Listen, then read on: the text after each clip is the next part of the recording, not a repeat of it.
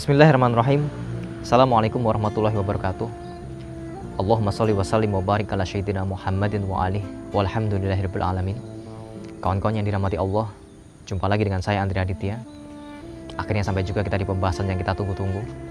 Setelah 8 video sebelumnya kita membahas kekuatan masing-masing rezeki dari level 1 sampai level 8. Sampai juga kita di pembahasan rezeki yang paling mentok, yang paling pol, yang paling dahsyat, yang paling ultimate yang saya sebut dengan rezeki level 9. Yang kalau kawan-kawan jalankan ini, maka insya Allah ini akan menjadi solusi tuntas bagi kita semuanya, insya Allah dunia akhirat. Karena ini adalah level rezeki di mana amalannya paling Allah sayangi, paling Allah cintai. Ini juga merupakan level rezeki yang menjadi wasiatnya para nabi dan rasul, serta wasiatnya para wali dan para ulama terdahulu. Yang begitu kita jalankan, dalam bahasa saya bisa jadi kawan-kawan akan menjadi lupa dengan 8 level rezeki yang lain, karena ini akan menjadi level rezeki yang paling teman-teman semuanya cintai, dan ini akan menjadi rezeki yang paling teman-teman ingin kejar, ya insya Allah.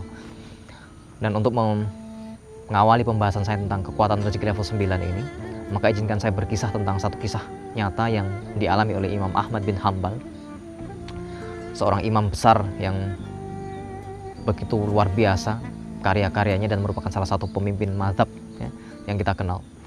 Dan kisah ini diawali dari cerita beliau, ya, melakukan sebuah perjalanan, ya, sampai akhirnya beliau melakukan satu perjalanan di sebuah kota yang begitu asing bagi beliau ketika itu. Karena beliau sudah sampai di kota itu dalam kondisi malam, maka beliau memutuskan untuk istirahat, ya, di kota itu. Maka kemudian yang beliau lakukan pertama kali adalah mencari masjid, ya, dengan harapan beliau bisa beristirahat di sana sambil menunggu datangnya waktu subuh. Rupanya niat beliau ini tidak diterima oleh penjaga masjid, ya, yang ada di masjid tersebut. Padahal Imam Ahmad sudah mengemukakan alasan-alasannya dan seterusnya. Nampaknya hal ini juga tidak diperkenankan oleh petugas dari penjaga masjid tersebut. Hingga kemudian singkat cerita Imam Ahmad dikeluarkan dari area masjid dan beliau kemudian memutuskan untuk mencari tempat peristirahatan yang lain. Kejadian ini rupanya dilihat dari kejauhan oleh seorang laki-laki, ya, yang kemudian kita ketahui bahwa beliau adalah seorang penjual roti. Merasa ingin tahu apa yang terjadi, maka penjual roti ini kemudian mendatangi Imam Ahmad dan bertanya tentang hal yang barusan Imam Ahmad alami. Ya, kemudian Imam Ahmad bin Hanbal bercerita tentang apa yang baru saja dia alami, dan karena rasa ibanya, kemudian si tukang roti ini kemudian memberikan tawaran untuk Imam Ahmad beristirahat di rumah beliau. Tentu saja kemudian tawaran ini diterima dengan senang hati oleh Imam Ahmad bin Hanbal. Singkat cerita, berjalanlah keduanya kemudian ke rumah dari si penjual roti ini. Begitu sampai di sana, Imam Ahmad dijamu sedemikian luar biasanya oleh si tukang roti ini. Ya, sebagai layaknya tamu, beliau dijamu, diajak ngobrol, berbincang sana sini dan seterusnya. Ya, kemudian setelah sekian waktu beliau bercengkrama, si penjual roti ini mempersilahkan Imam Ahmad untuk beristirahat, ya, di tempat yang sudah beliau sediakan. Dan sembari mempersilahkan Imam Ahmad beristirahat, si tukang roti ini kemudian meminta izin untuk melanjutkan aktivitasnya, yaitu membuat adonan roti untuk dijual keesokan harinya. Nah, di sini kemudian ada satu hal yang menarik, ya, yang menjadi perhatian dari Imam Ahmad. Apa itu? Ketika mulai melakukan aktivitasnya, ya, mulai dari mengadon roti, membuat adonan, mempersiapkan dan seterusnya, ya, mengaduk adonan, rupa-rupanya si tukang roti ini tidak berhenti beristighfar kepada Allah Subhanahu wa Ta'ala. Ya. Dia menjadikan istighfar sebagai zikirnya, ya, hingga terus sampai kegiatannya selesai. Hal ini membuat Imam Ahmad begitu terkesan luar biasa. Hingga akhirnya kemudian keesokan harinya, ya, Imam Ahmad mendatangi si bapak ini dan bertanya, "Wahai Tuhan yang baik, ya, saya tadi malam mendengar bahwa Anda melakukan aktivitas. Sambil melakukan aktivitas, Anda berzikir kepada Allah Subhanahu wa Ta'ala. Tolong katakan kepada saya, apakah Anda mendapatkan faidah dari istighfar yang Anda lakukan?" Mendengar pertanyaan ini, si tukang roti ini kemudian menjawab bahwa demi Allah, ya, tidak ada satupun doa yang saya panjatkan kepada Allah kecuali Allah kabulkan. Ya. demi Allah setelah saya mendawamkan istighfar ini, melazimkan istighfar ini, maka seluruh doa-doa saya dikabulkan. Dan asal kawan-kawan tahu ya, di malam sebelumnya, entah karena ingin menutupi identitasnya atau karena tidak ditanya oleh si tuan rumah, Imam Ahmad tidak memperkenalkan dirinya sebagai ulama besar ya. Tentu pertanyaan yang tadi disampaikan oleh Imam Ahmad tentang bertanya faidah istighfar ya, adalah sekedar ingin tahu motivasinya saja ya. Tentulah beliau faham tentang faidah-faidah istighfar ya. Mendengar jawaban ini ya, kemudian Imam Ahmad begitu kagum ya, dengan apa yang barusan disampaikan. Kemudian dilanjutkan oleh si bapak penjual roti ini bahwa seluruh doanya sudah dikabulkan kecuali hanya satu saja. Merasa penasaran, kemudian Imam Ahmad bertanya, apa yang satu itu? Kemudian si tukang roti ini menjawab bahwa yang satu itu adalah beliau ingin dipertemukan oleh Allah ya, dengan Imam Ahmad bin Hambal. Mendengar jawaban dari bapak penjual roti ini, Imam Ahmad tersenyum. Kemudian beliau menyadari hikmah dari diusirnya beliau dari masjid tadi malam. Rupa-rupanya Allah ingin mengatur pertemuan beliau dengan si penjual roti ini melalui diusirnya beliau dari masjid tadi malam. Karena sudah menyadari hikmah dari kejadian tadi malam, maka kemudian Imam Ahmad ya, dengan tersenyum menjawab kepada bapak penjual roti ini bahwa demi Allah, sesungguhnya Allah benar-benar mengatur pertemuanmu dengan Imam Ahmad bin Hambal. Wahai bapak penjual roti yang baik, perkenalkan bahwa saya adalah Imam Ahmad bin Hambal. Ya, begitulah kisah ini kemudian diceritakan. Dan dari kisah ini kita bisa belajar tentang begitu dahsyatnya kekuatan dari istighfar ya. Kita melihat bagaimana istighfar bisa membuat seseorang bisa memenuhi apapun yang dia inginkan. Dan inilah yang menjadi rahasia dari rezeki level 9 kawan-kawan semuanya. Ini adalah amalan yang menjadi kunci dari datangnya rezeki level 9 ya. Sebuah rezeki yang paling dahsyat, yang paling luar biasa, yang paling ultimate, yang jika kawan-kawan penuhi syarat-syaratnya, maka ini akan menjadi level rezeki yang paling holistik, yang paling bisa tuntas menyelesaikan segala permasalahan kawan-kawan semuanya ya, dengan kunci yaitu melazimkan istighfar.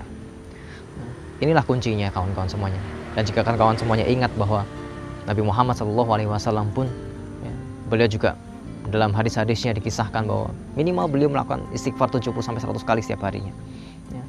Padahal beliau ini sifatnya maksum ya, terjaga dari kesalahan ya, Allah menjaganya dari dosa-dosa dan seterusnya. Lantas kenapa beliau melazimkan istighfar setiap hari sampai 70-100 kali? Karena sesungguhnya beliau ingin mengajarkan kepada kita semuanya, ingin menunjukkan kepada kita dan ingin mewasiatkan kepada kita semuanya bahwa istighfar inilah sesungguhnya solusi bagi kita semuanya. Solusi bagi kekayaan, solusi bagi kedamaian hidup, solusi bagi ketentraman, kesejahteraan dan seterusnya. Ya. Sayangnya kita seringkali hanya menganggap istighfar sebagai pelengkap dalam sholat saja. Zikir-zikir pelengkap sholat, zikir-zikir yang hanya dilazimkan ketika kita sudah sedang susah atau sedang dalam kondisi yang barangkali kita sedang butuh saja kepada Allah Subhanahu wa taala. Jarang sekali kita kemudian menyadari bahwa istighfar menjadi kekuatan yang luar biasa. Istighfar menjadi kekuatan yang barangkali bisa menjadi solusi buat kita semuanya.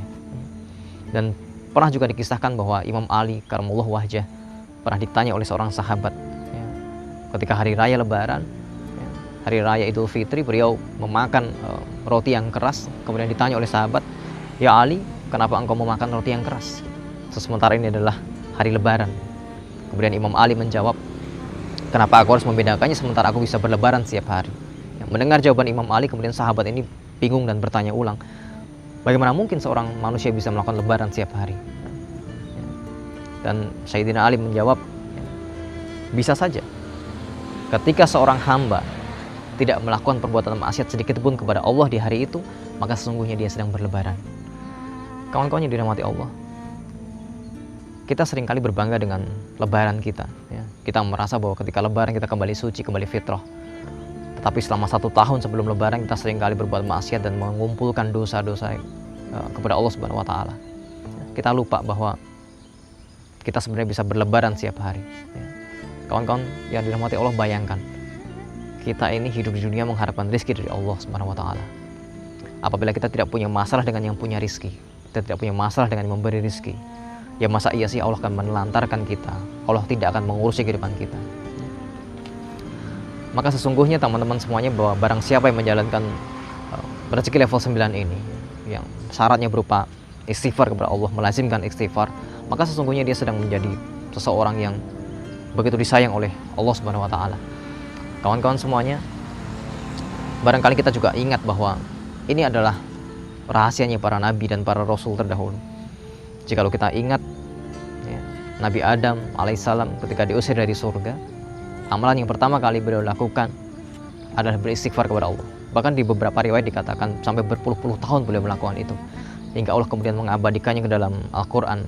Rabbana dzalamna anfusana wa illam taghfir lana wa tarhamna lanakunanna minal khasirin. Ya. Demikian juga Nabi Yunus alaihissalam ketika ditelan oleh ikan, ya. Yang beliau lakukan di dalam perut ikan adalah introspeksi diri. Subhanaka inni kuntu minal dzalimin.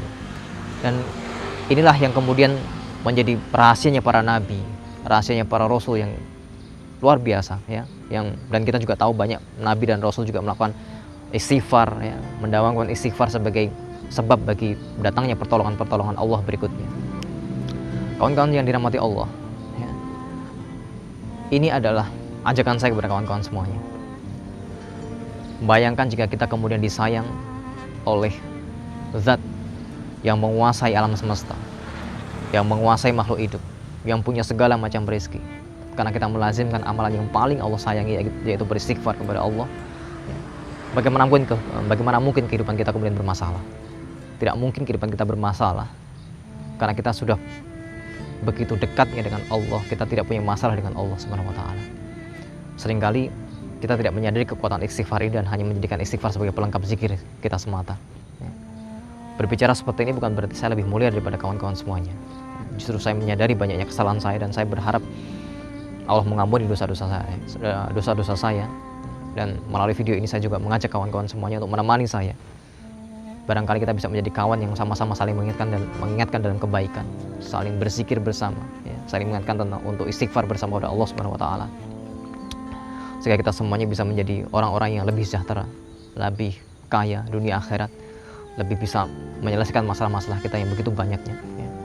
Dan ini bisa menjadi solusi bagi bangsa kita. Bayangkan kalau kita semuanya kemudian beristighfar kepada Allah Subhanahu wa taala. Dari kita, kemudian keluarga kita, ya, kota tempat kita tinggal, bangsa dan negara ini, semuanya melazimkan istighfar dan menyadari kembali kekuatan istighfar. Maka pertolongan Allah untuk negara ini tinggal menunggu waktu saja, ya. Kita semuanya akan bisa sejahtera bersama-sama dan kita kemudian akan menjadi bangsa yang kuat kembali, yang semuanya kemudian tidak mengalami kesulitan-kesulitan hidup. Seringkali kita mengalami kesulitan hidup karena dosa-dosa kita sendiri dan karena kekeliruan-kekeliruan kita sendiri. Maka harapan saya, jadikanlah istighfar ini kemudian menjadi solusi, ya. Lazimkan istighfar untuk mendatangkan kekuatan rezeki yang paling luar biasa, yang paling ultimate, yang menjadi rezeki level 9. Insya Allah kawan-kawan semuanya, ini adalah rezeki level 9 yang ingin saya sampaikan kepada Anda semuanya. Saya berharap ini akan menjadi sebuah solusi buat kita bersama. Dan jika kawan-kawan merasa ini bermanfaat, silahkan bagikan video ini, ya, sehingga banyak orang yang semakin sadar tentang kekuatan rezeki level 9. Dari saya barangkali begitu saja, ya. Dan kawan-kawan bisa menyaksikan modul-modul berikutnya di channel saya untuk pembahasannya lebih lanjut tentang rezeki level 9 yang berikutnya. Insya Allah bermanfaat dan sukses buat kawan-kawan semuanya. Assalamualaikum warahmatullahi wabarakatuh.